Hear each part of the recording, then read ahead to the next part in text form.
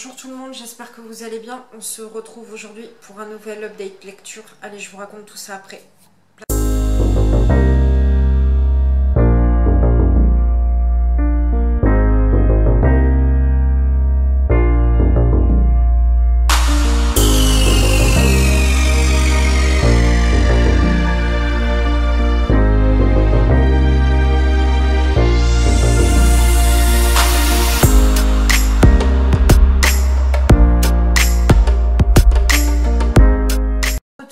Donc on se retrouve aujourd'hui pour un update donc, où je vais vous parler de 2 livres. De toute façon, les updates, il y aura toujours que 2 livres. Je les fais par 2.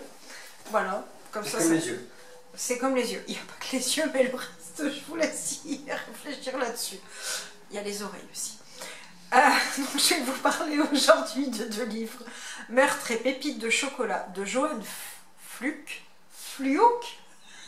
Oh, Fluke alors.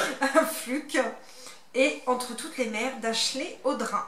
Donc on va commencer par Meurtre et pépites de chocolat. Donc c'est un tome 1 d'un Cozy Mystery. Donc je vais vous lire le synopsis. Pardon. Anna Swensen est de retour dans sa ville natale d'Eden Lake. Entre sa mère plutôt envahissante et l'ouverture de sa boutique Le Cookie Jar, elle a fort à faire. Son quotidien devient plus passionnant, encore, quand son livreur, Ron Lassalle... C'était un livre vendu par Ikea ou... Non, pas du tout. Est retrouvé assassiné juste derrière son magasin.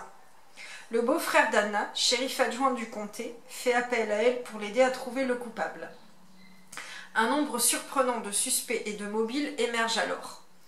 Très vite, Anna va réaliser qu'elle n'est pas seulement douée pour les cookies, mais qu'elle est aussi une enquêtrice hors pair. Fou rire et frisson,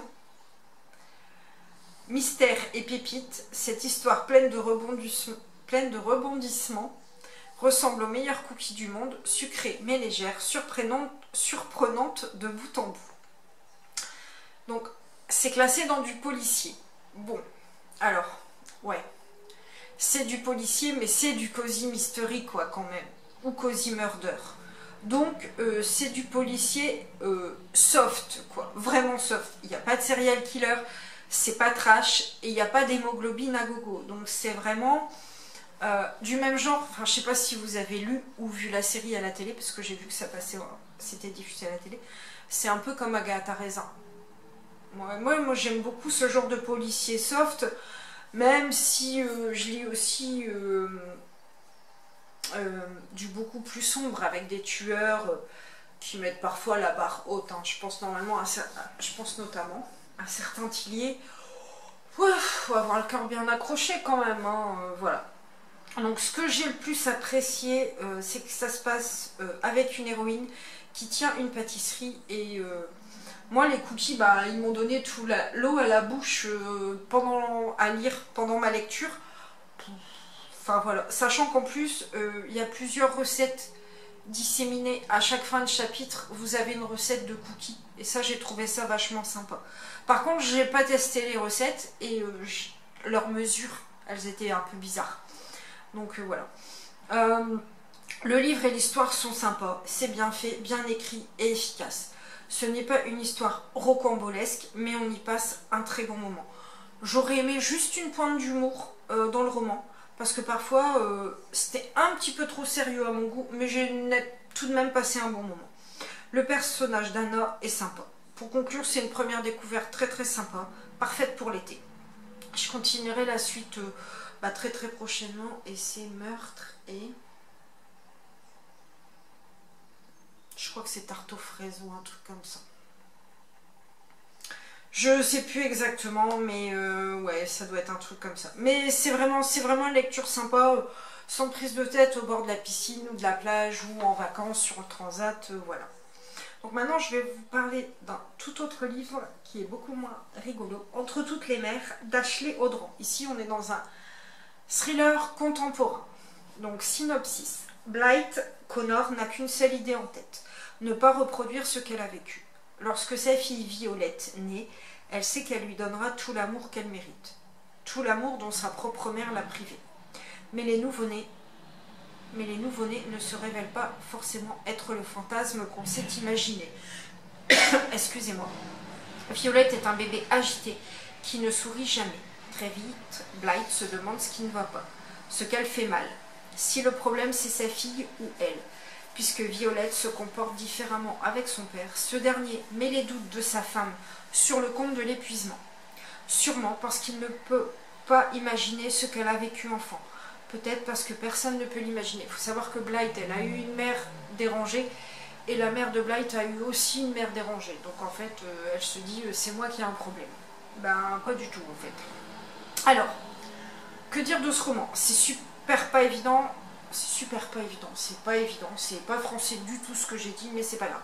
Parce qu'il y a vraiment quelque chose de très malaisant, de très sournois, je trouvais que ça. Et c'est un véritable page-turner parce que notre curiosité nous pousse à lire vraiment encore et encore. Déjà, ce que je peux vous dire, c'est que le roman est hyper bien écrit. Chaque phrase, chaque mot semble vraiment bien pesé, sélectionné avec soin, histoire que l'autrice nous retranscrive bien tout ce qu'elle a voulu nous transmettre. C'est le premier roman de cette autrice canadienne et c'est une personne à suivre selon moi. Et l'histoire a vraiment été percutante. J'ai même eu quelques frissons face au comportement de Violette, hein, donc la fille de Blythe, bien sûr. La fille de Blythe. Cette petite fille, elle mène une vie d'enfant, normale, quoi. Mais tout en ayant un caractère bien particulier, surtout avec sa maman. La gamine, elle est même un petit peu flippante, on va dire. Blythe, que l'on prend pour une folle, une dépressive, parce qu'elle sent bien que quelque chose cloche avec sa fille. Je ne vais pas dévoiler les drames qui se passent, mais face à un tel comportement, ça a franchement de quoi vous glacer le sang. C'est pas sanglant, ni horrifique, mais il y a vraiment une perversion insidieuse tout au long du roman. Et je vous parle même pas de la fin, quoi, qui m'a laissé sur les fesses. Je m'attendais pas du tout à ça, mais c'est genre fin ouverte. Vous n'avez pas une vraie fin. Vous avez une phrase à la fin que quelqu'un dit à Blythe, je ne vais pas rentrer dans les détails, et ça vous dit, ouais, mais voilà, enfin, ça laisse imaginer plein de choses derrière. Bref, vous aurez compris, ça a été un très très bon moment de lecture. Ça n'a pas été un coup de cœur, mais ça n'en est pas loin, franchement. Voilà. Je lui ai mis 18 hein, sur Livre Addict quand même, donc pour que je mette 18, il faut déjà que ça m'ait vraiment embarqué, quoi. Voilà, mais j'ai vraiment adoré. Alors attention, c'est sombre. C'est très sombre. On est vraiment dans de la perversion, enfin c'est vraiment très noir, quoi, en fait. Faut pas s'attendre, ouais super, ça va être une histoire, une maman, une gamine, l'accouchement, machin, non, pas du tout. On n'est pas du tout dans quelque chose d'agréable à lire ou quoi que ce soit. Mais je vous le recommande vraiment beaucoup. Il n'a pas été lu énormément. Mais il n'y a pas beaucoup d'avis sur Livre Addict. Je crois qu'il n'y a que 3 ou 4 chroniques et je vois qu'il n'y a qu'une 10 ou 15 personnes, 15 ou 17 personnes qui l'ont lu. C'est dommage parce que faut vraiment pas passer à côté. Bon bah voilà, pour cet update, n'hésitez pas à me dire si vous avez lu les livres, ce que vous en avez pensé, si ça vous donne envie, patati patata. Quant à moi, je vous dis à très bientôt, je vous fais de gros bisous, prenez soin de vous, et puis bah, je vous dis à bientôt. Bye bye tout le monde.